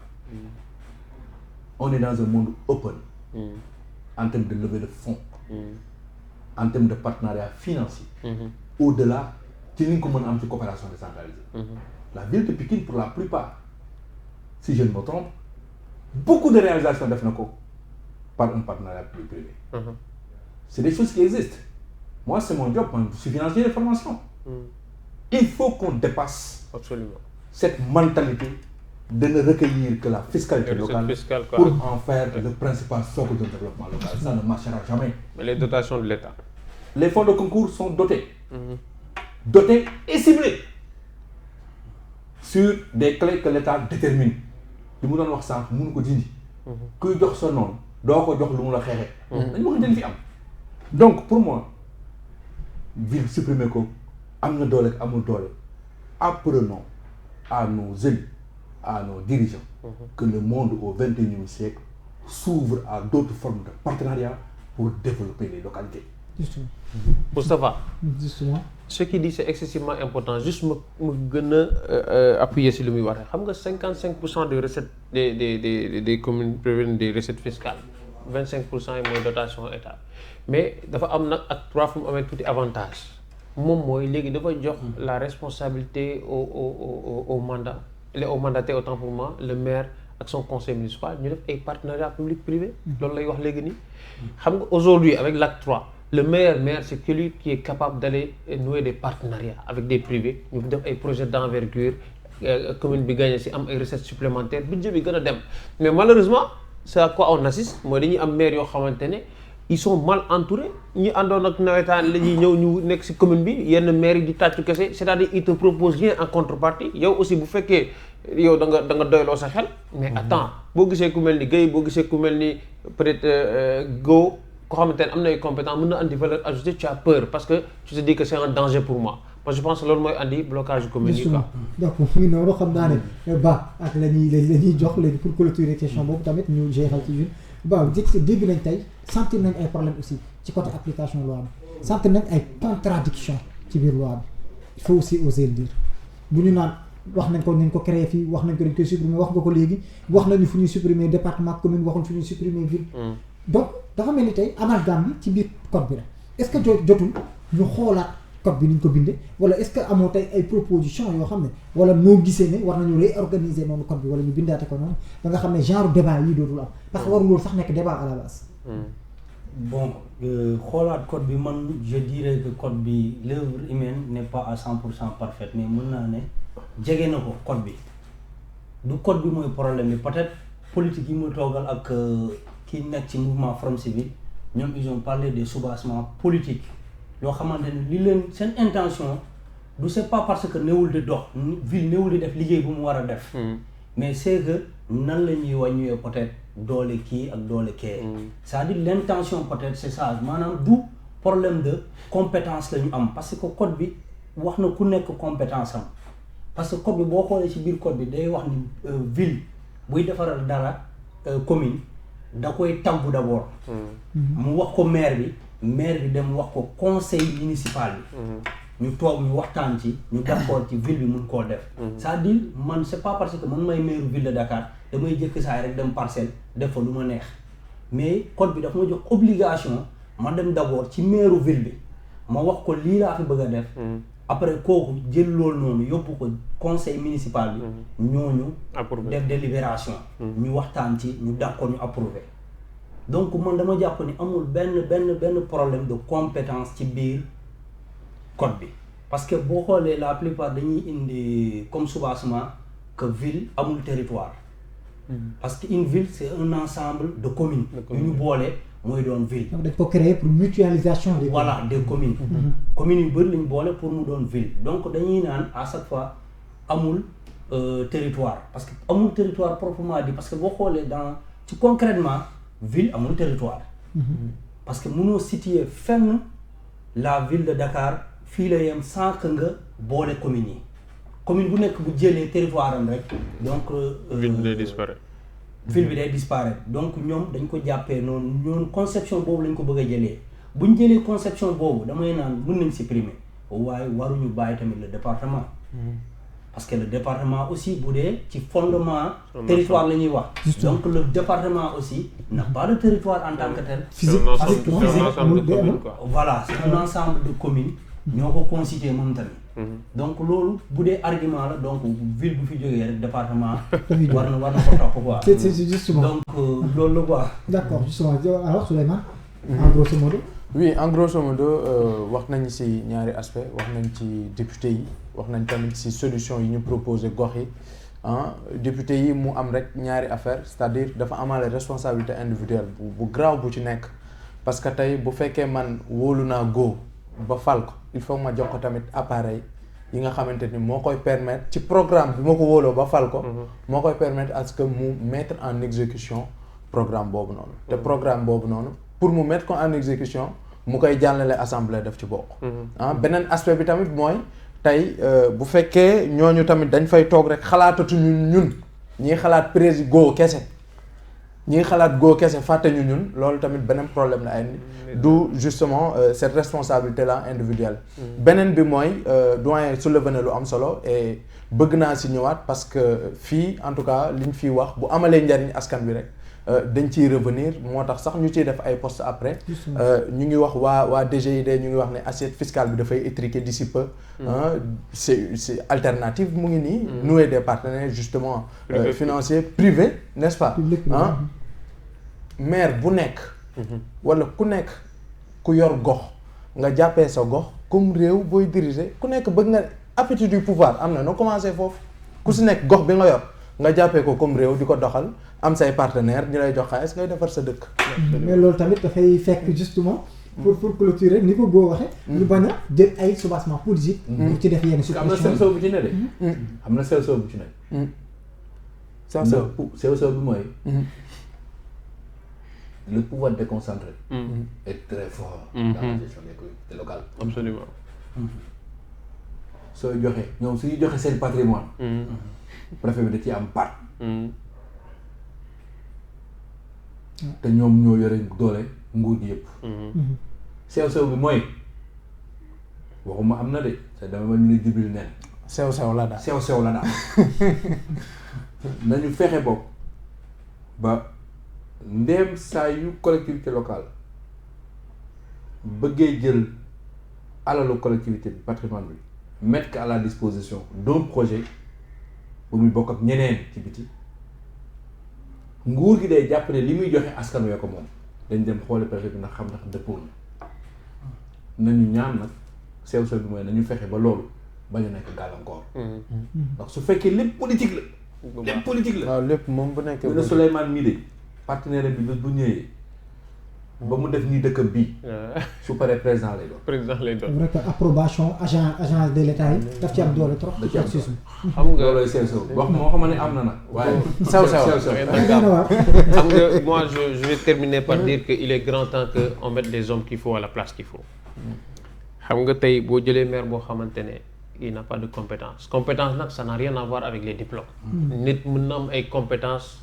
te du am diplôme benn document de reconnaissance c'est-à-dire il faut ñu sax démystifier ak décomplexer par rapport au diplôme à mon avis nit mën na la gën a xam mën na la gën a mën a def ay analyse te du am diplôme bi reconnaissance la rek tu es passé par là tu as suivi tel cours ainsi de suite d'accord tey l'acte 3 de la décentralisation certes am na ay limites ñoo xamante ne exactement dañ ko war a corriger comme cas bi ñuy wax ni chevauchement yi exactement prérogatives yi dans telle situation ainsi de suite parce que c'est l'œuvre humaine comme tu dis et c'est perfectible mais moi je parle plus par rapport à la gestion municipale tey aujourd'hui elle donne l'opportunité au maire et à son équipe de nouer des partenariats de lever des fonds souvent dama koy wax dama leen ne ok le centre de santé Mame Abdou Aziz Sy amul rajo amul scanner mais la commune mi nga xamante ne moo koy administrer war na mën a encadrer loolu ñu dem jëli ci banque bi mu lebal leen 100-200 millions ñu jënd rajo municipal jënd ainsi de suite ñu subventionné ko pour les parcellois les recettes yi muy générer ñu fay ci banque bi là une commune a le droit de s'endetter mais suñu maire yi ñi nga xam ñoo ñu diriger xamuñu loolu parce que ils sont pas entourés de comme monsieur Guèye ainsi de suite ñuy tàccu rek lañ fa nekkee te xamuñu. Par exemple, aujourd'hui, un Go-Fay qui va chercher des partenaires alors qu'il n'est pas maire, il n'est même pas membre du conseil municipal, qui envoie des lits d'hospitalisation d'une valeur de 20 millions à travers mon portefeuille relationnel. Mais le maire, il n'est même pas capable de nouer des partenariats alors qu'il a le cachet municipal. Il faut avoir un côté manque de compétences. Quand j'appelle la jeunesse à beaucoup plus d'engagement, les gens qui se disent compétents, toxibikeri, nous devons toxibiker conseil municipal. Nous prendre les meilleures décisions, lever des fonds, développer sur nos communes sans vivre seulement des dotations de l'État avec des recettes fiscales parce que ça ne suffira pas. Non, ça ne suffira jamais. Justement, moi, acte 3 bi indi woon problème. ci kii yu bari. am lu ma ci bëggoon yokk rek. foofu laay jeexalee. L'intention de développer des pôles territoires. comme ni mu nekkee ci acte 3. acte 3 loolu doole la xam-xam bu rëy la. Ah, c'est vrai. Qu'est-ce qu'un pôle territoire? C'est essayer au moins de faire d'une collectivité locale un pilier de développement bu kenn mënul teg. C'est possible. C'est la mutualisation des forces. Regarde. Cette histoire de ville dañ koy supprimer pour man aberration la. Développons le Sénégal par un développement local. À la base. Nous n'avons pas tous les mêmes sources de développement économique. Kédougou n'a rien à voir avec Dakar. Absolument. Dakar n'a rien à voir avec Saint-Louis. Saint-Louis n'a rien à voir avec Rufisque. Si l'intention est de développer les pôles territoires, c'est voir dans chaque territoire quels sont au moins les objectifs économiques qu'il a et qui peuvent supporter les autres en termes de lissage. Si la pêche se développe dans les zones côtières ici, on met tout sur la pêche dans ces zones-là. Si cette arachide-là, sur laquelle nous comptons pour nos sociétés Sonacos et autres, on a un bassin arachidier mourant. Si on faisait en sorte de faire porter l'arachide par les régions du bassin arachidier, cet investissement n'a rien à voir avec investir dans la pêche. Absolument. Justement. Pour moi, quand on veut développer des pôles territoires, entendons-nous d'abord sur quelles sont les sources de développement local qu'on peut tirer pour chaque région. Les optimiser. Alors, si on revient vers la départementalisation, c'est essayer de rapprocher la gestion locale à la collectivité. Favoriser l'intercommunalité. Alors, si c'est ça, je prends l'exemple de Rufisque, l'intercommunalité aura son sens. Absolument. Rufisque a une zone urbaine, une zone rurale. Même développer, augmenter les compétences du département, mais serait important. Pourquoi? Parce que ce que peut donner la zone rurale peut ne pas rien avoir avec ce que peut donner la zone côtière. Et les projets peuvent être différents. Donc pour moi, mutualisons-nous. Essayons de mutualiser les différentes sources de développement économique pour chaque territoire pour pousser maintenant. Parce que dafay rejoindre justement déclaration Birahim Seck bi le coordinateur forum bi mu defoon que c'est un ville débat. C'est un ville débat sur la ville. Ça n'a pas de sens en fait. Un ville débat sur la ville. Effectivement, là, c'est vrai que mënoon nañu accès foofu bu ñuy évoquer acte 3 di évoquer code dinañu accès waat foofu. C'est vrai que je pense que l'exemple mën nañu ko gis avec les agropoles. yi nga xam ne BOS PSE développé nañ ko. On voit justement que zone bu ñu dem par pôle lañ leen di jël. Bien sûr. wax nañ pôle agropole centre pôle agropole nord dañuy regrouper ay dëkk ay régions. ci ku nekk particularité bi daal boole leen développé benn. Le Maroc est très avancé sur ça. Donc, j'ai visité l'agropole de Beni Mellal. Parce qu'ils ont réussi ce qu'on appelle le coaching territorial, le Maroc. Donc, ils ont réussi ce qu'on appelle le coaching territorial. Donc, une filière ouverte, vous développez, ça a énormément marché là-bas. Moi, je pense qu'ils sont en train de nous distraire parce qu'on a d'autres sujets qui sont ñoo gën a ñor dëkk bi mooy mbas mi mooy mbëkk mi boo yaa ngi dem. Je pense qu'ils sont en train de nous distraire. am na tamit beneen bu urgent trop fa laay jeexale comme yéen ñëpp ñu ko waxee yéen a ngi wax ci commune yi donc justement foofu dañ ñëw. Il y a aussi l'organisation des élections locales. Il y a aussi l'enjeu du respect du calendrier républicain. tey jot na tamit nag bu ñu nee élection dootuñ ko jàpp waaye dañuy xam kañ la tey élection locale lañu jëm. benn question la rapidement xam naa ne mooy suñ dernier sujet dañuy commencer où se situe le blocage ci seen gis-gis. Tu poses la question là. Oui monsieur Guèye ñu commencer ci monsieur Guèye blocage. Organisation élection locale il faut blocage bi féete. Blocage bi damay dellu ci politique yi rek. li gën a doy waar ci démocratie yëpp te Sénégal rek la am mooy reporter élection. Reporter échéance électorale c'est une catastrophe dans les grandes démocraties loolu. dafay nekk impensable. loolu moom ñoom xalaatuñ ko sax mais fii Sénégal dañuy reporter waat ba pare nag di ko teg ci ay argument politique. élection législative élection locale yi waroon na nekk depuis 2019. du dëgg. diggante bi ñu falee Macky Sall ba 2019 Sénégal yëpp seen xeex et c'était une aberration soo doon dégg li forum civil di wax Macky dafa ne woon moom wax dëgg yàlla li mu bëgg mooy def 5 ans loolu la wax. 5 ans laa bëgg def. mu ñëw ba ci cëppaandaw yoon ne ko waroo def 5 ans 7 ans ngay def. li nga bëgg ak li yoon maye ça fait 2 loolu aussi xel nangu na ko. waaye fa la wax ji waroon yem. waaye 7 ans wu premier mandat wu Macky Sall yëpp 7 ans wu kuréel rek ak wax yaa waxoon lii weddi nga ko da nga wax waxeet non le temps n'attend personne ñu ñëw ba 2019 jóge ci ay élection changer code bi. attention changement code ay conséquences am dafa grave. dafay impacté. parce que ci li muy impacté yëpp mooy bàyyi. non date bi rek déjà date du ma ci date bi rek 6 mois dafay dox ci diggante bi nga changé code bi ak date bi ngay jàpp. révision kii lu koy indi majorité mécanique mën na ko indi lii de sa koy bu assemblée moom mu daal di jàll ñu ne ouf nañu waxtaanaat pour 6 mois gis nga élection locale dafa am impact ci élection présidentielle. kenn du nangu perdre say local te jëm président dañ lay gañ parce que dootoo feeñ fenn donc bi ñu ñëwee ba 2019 opposition bi ci boppam ñoom ñoo ne kenn du fi defati dara tant que audité wuñu fichier bi fekkewu leen ko. nañu wax ci ñu sànniwaat leen benn yàq le statut du chef de l'opposition ñu nekk ci di ngar-ngar yi ak lan parrainage bi nañ ko évaluer waaw te élection yi c'est à quelques mois nga nangu ñu changer fichier bi nga nangu ñu audit ñu clair ci ñu évaluer audit fichier bi. yëpp non seulement audit fichier bi rek mais nañuy évaluer élection yi par rapport ak yi ci dugg bees. waaw révision fichier bi ñu door a dem élection majorité bi ne d'accord waaye loolu aussi temps la. le temps ñu def lancer appel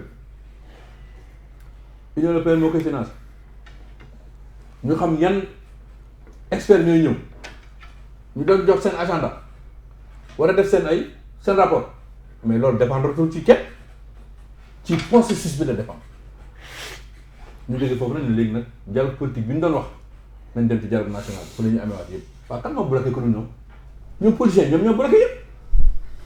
dafa mel ni waaw. déet te xulóowuñ ci nag loolu ma jaaxal opposition bi ak majorité bi xulóowuñ ci loolu d'accord nañ ci ba tey ñoom nee nañ def lii ñëpp nañ ci toog. waaw bi kay moo naan. ndax man li may laajte. je sens que ma voix est confisquée. Allons aux élections. C'est vrai. Mais ceux qui doivent organiser les élections, c'est l'État du Sénégal. L'État doit organiser les élections. Les organisations politiques, c'est des acteurs électoraux.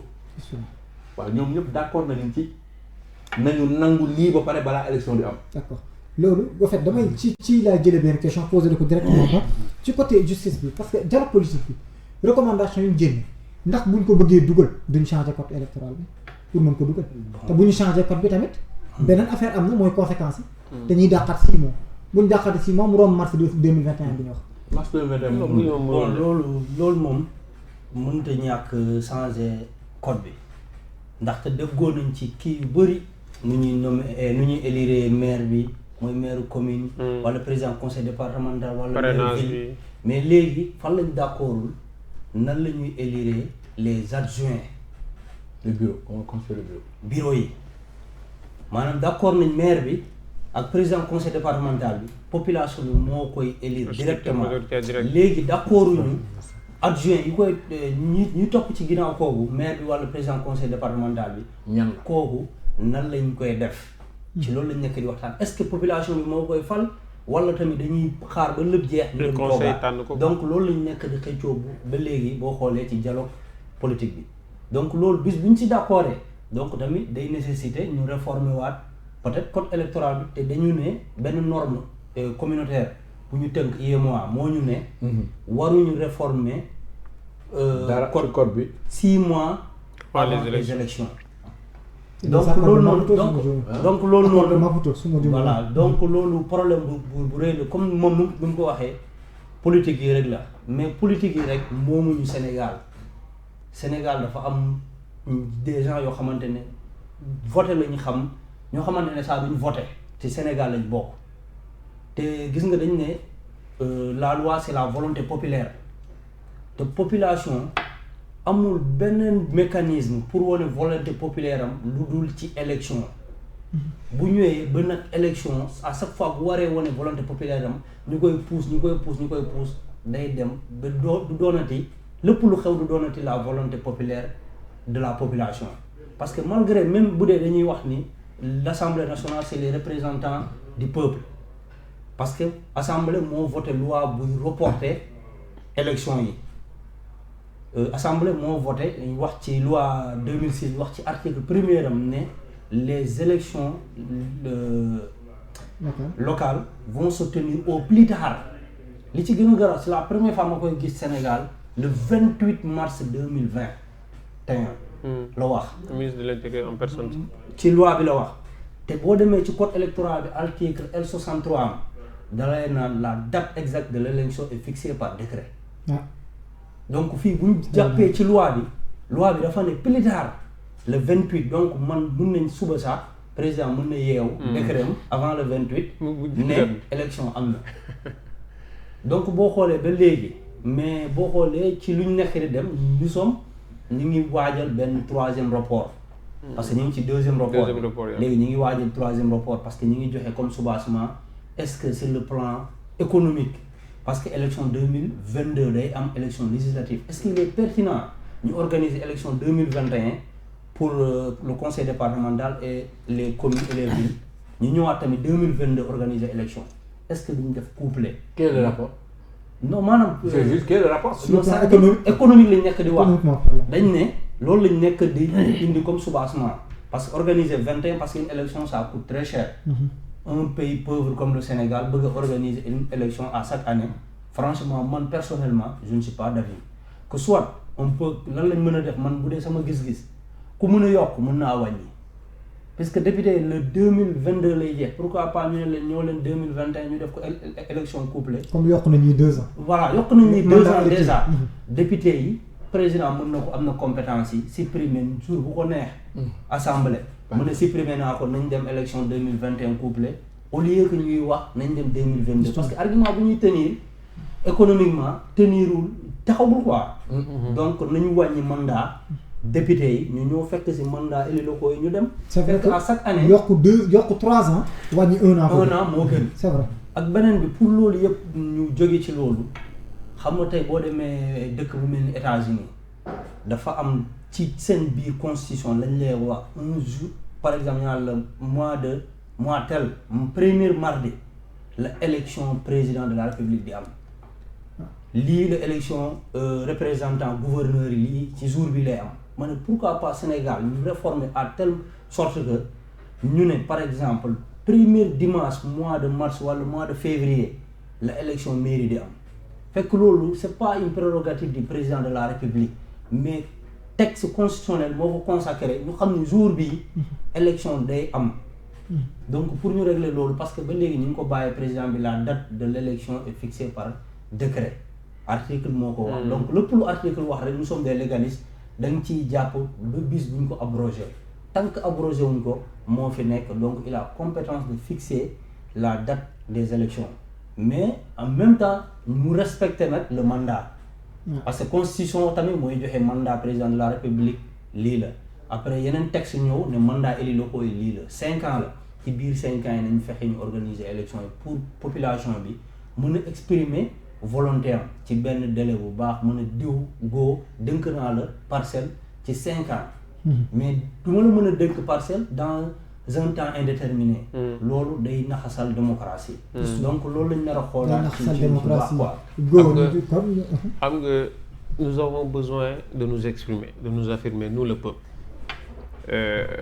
ñun waa Parcelles Assainies c'est mon avis dañ bëgg a changer maire parce que bëgg nekk maire Parcelles Assainies. waaw depuis 2014 maa ngi ko bëgg a nekk j'ai échoué en 2014 j'ose espérer que lors des prochaines élections damay gagner moo tax may yàkkamti ñu def élection yi parce que je me prépare xam nga 2019 la seen mandat expiré ñu bàyyi leen parce que ba 2021 c'est-à-dire am nañ 2019 2020 2021 2 ans de plus yoo xamante ne ñu ngi jël suñu alal di ko gérer noo xamante ne neexuñu te 2019 waroon nañ exprimer wu parce que man en 2014 quand je partais aux élections j'ai perdu je me suis dit ok les gens ont choisi mais nit ñu choisir woon war nañ leen joxaat chance ñu exprimer waat seen voix wax ni lii lañ bëgg mais juger bilan wu maire bi mais quelqu'un qui n'a pas de bilan depuis 2014 tey par des volontés politiques yi nga xamante ne c'est inavoué ñu leen di poussaat mu toog fa di gën a jël galon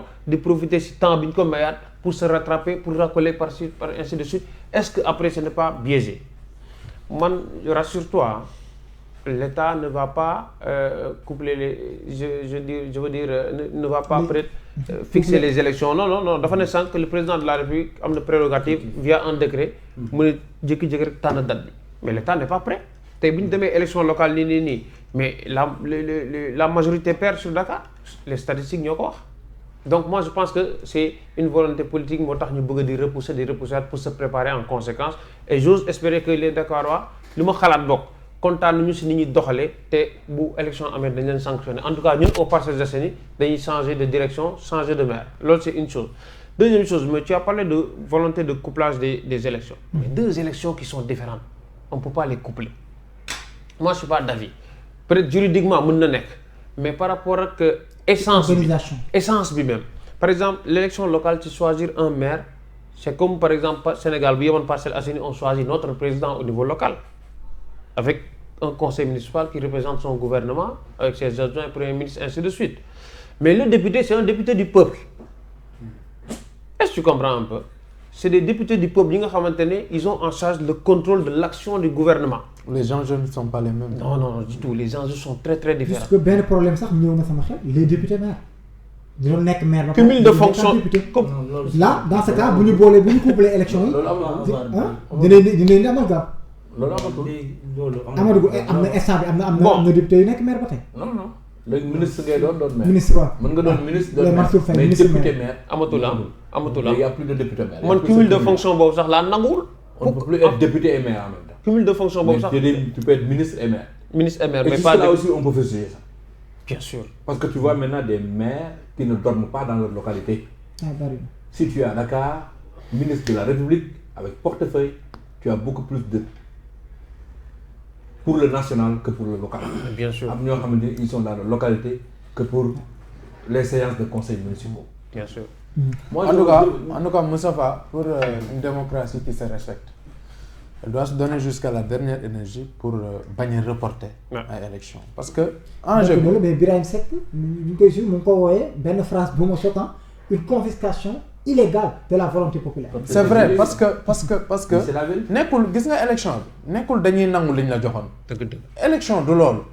élection mooy yéen nañ joxoon lii waaw ñu ngi xool ndax da ngeen di renouveler seen confiance. dëgg. si ñun mun nañ ko renouveler nag. comme mun nañ ko soxla jëlaat ko dañ ko keneen. léegi loolu nag gis nga lu toll noonu ci askan wi nga ne non dañuy xaar ba heure man bu ma neexee ñu def ko.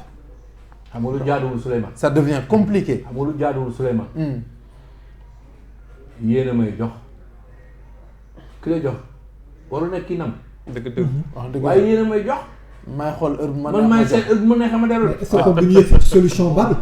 parce que aujourd'hui c'est pas que dugg nañ ci lii nii rek on doit pas chercher à reporter dañ ko waroon daw.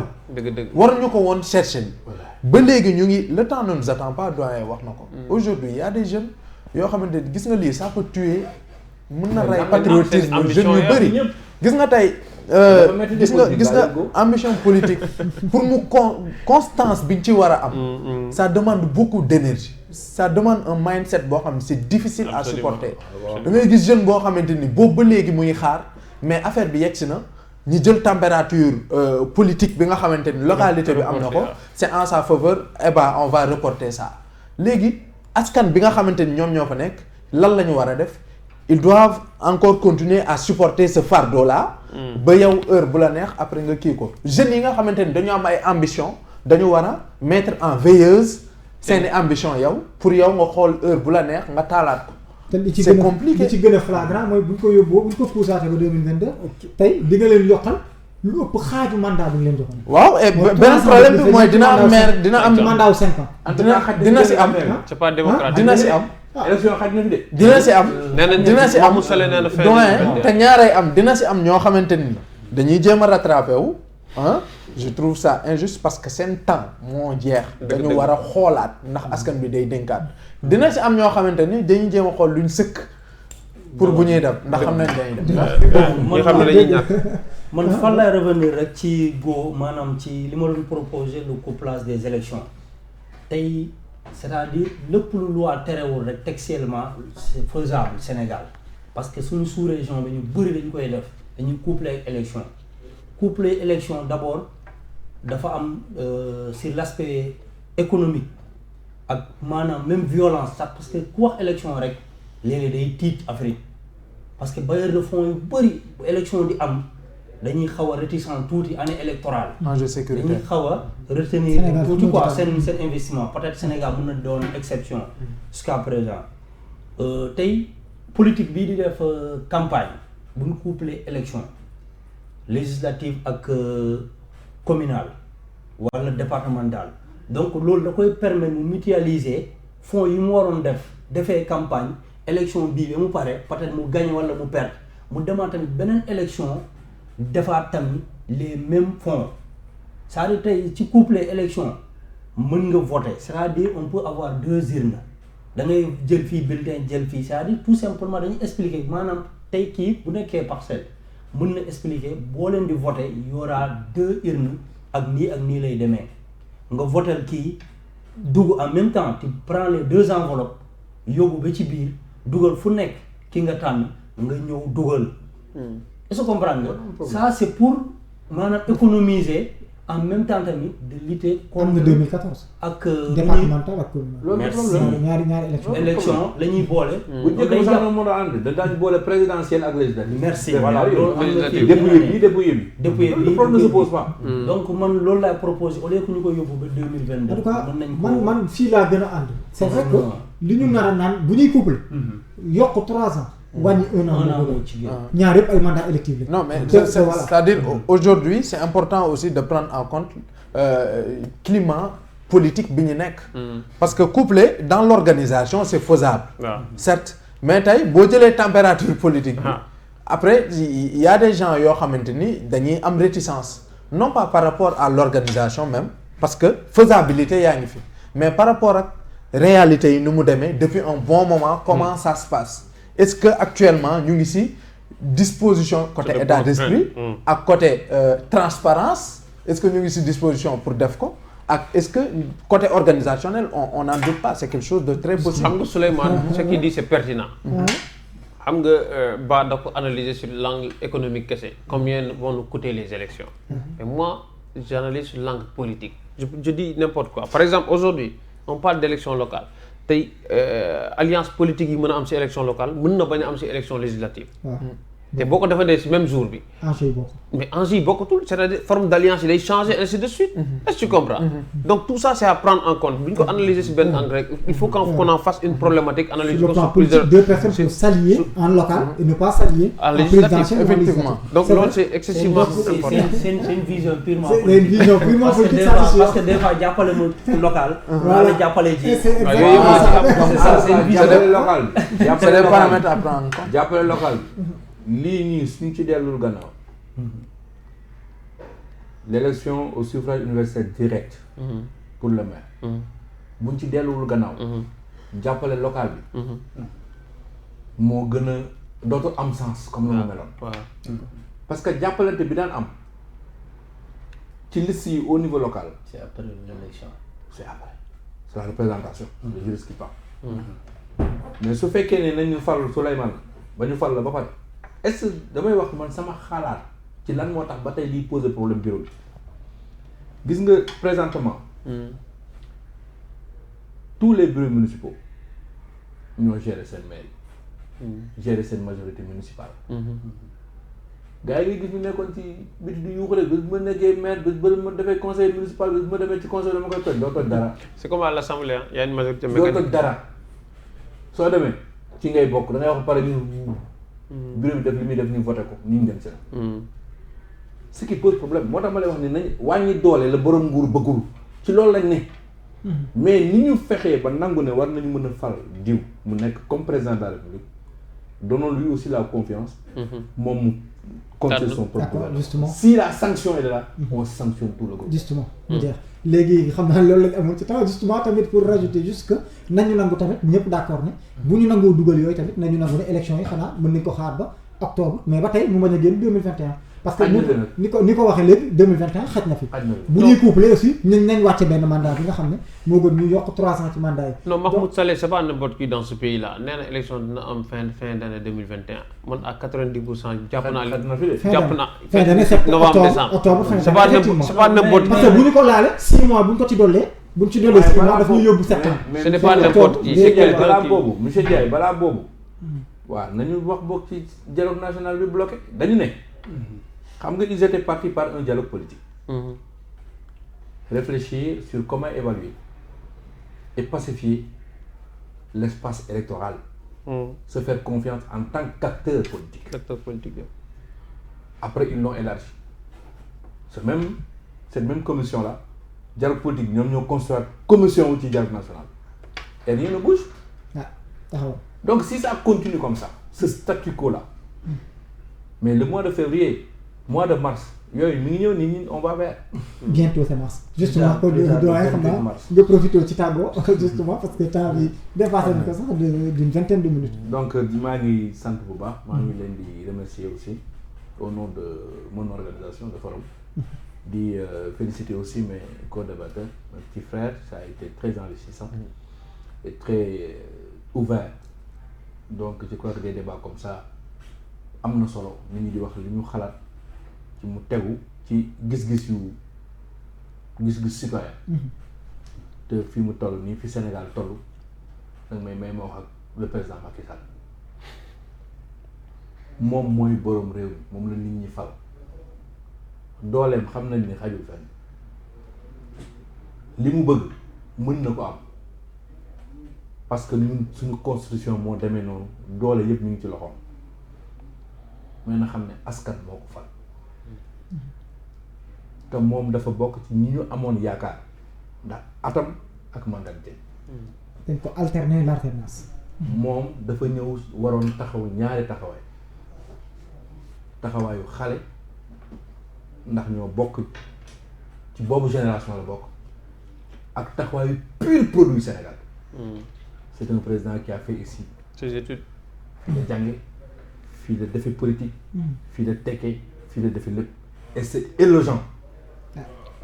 fu nit di waxee maa ngi génn Harvard maa ngi am suñu ancien politicien yëpp ku ci wax sa CV di nga ci dégg beneen dëkk. mais moom nañ ko évaluer ci Sénégal fii la amee lépp. donc ñaar yooyu war na tax fi mu toll nii ñu xam ne àdduna bi moom bosam jeexagul parce qu'il est jeune doon na président expérience boobu dara mënu ko maye.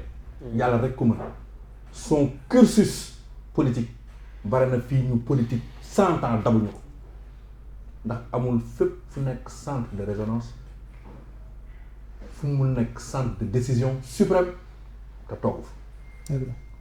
donc Sénégalais dañu xam ne il est le plus renseigné lu ne war na ko xam lu ne war na ko xam et je suis sûr que xam na bàyyi xelam ci askan bi bàyyi xelam ci réew mi bàyyi xelam ci niñ ko fal.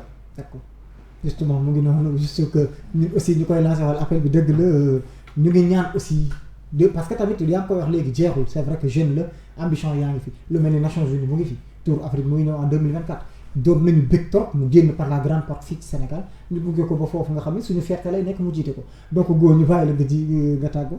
waaw di féliciter grand plaidoyer bi je pense que c'est bien dit. Donc man damay wax ak président Macky Sall wax ak maire Moussa Sy ñaar lay waxal. xam naa lu ma si teg ci grand bi li muy wax rek day ëpp mais na xam ne nous les Dakarois on n'est pas d'accord pour la suppression de la ville de Dakar.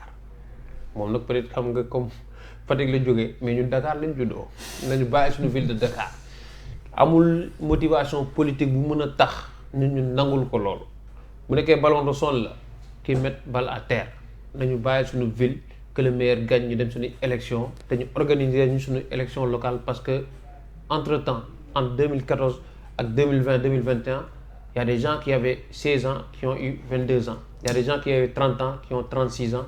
Moi, j'avais 32 ans à l'époque. Maintenant, j'ai 38 ans et je vais être maire des Parcelles Assainies pour apporter ma valeur ajoutée ci développement commune bi. Deuxième message bi ma koy lancer au maire Moussa Sy. keroog dama ko gis ci benn plateau mu ne bi muy dem rallier yi ci président de la République elle a consulté 7 parcellois sur 10 ce qui est archi faux. il a transhumé pour ses intérêts crypto personnels il a un bon salaire yàlla na ko jig moom ak njabootam mais na xam ne ñun waa Parcelles Assainies jël nañ décision bu nekk de suñu maire parce que il a trahi notre confiance il a trahi la confiance de la jeunesse te na xam ne prochaine élection yi incha allah nañ ci xar suñu tànk tubéy pour jëlee ko fa di leen remercier di remercier ñëpp ñu ma bokkal plateau bi jërë ngeen jëf. ñu lay remercier aussi justement donc voilà ñu dem ci ba vraiment ñu lay remercier avant tout vraiment gis nañu retour ñu la fi indee avis technique bi sentir nañ ko avis juridique bi sentir nañ ko justement voilà de temps en temps bi li ñu jaaxaloon ci code bi ci bari xam nañ ko te li ma gën a retenir ci moom proposition bi mu def vraiment man ça va quoi les deux propositions couplage bi d'abord ñu wàññi mandat député bi indiwaat ko parce que voilà bala ñooy yokk ci bee 3 ans mais aussi constitution bi fixé date élection yi ba nga xam ne amatul kuy xaar ñu xam ne tel moment la même bu ñu xamul jour bi nga xam ne décret la ñu xam ne tel moment la comme ni ko États-Unis amee souvent ñu bàyyi la Gatalo.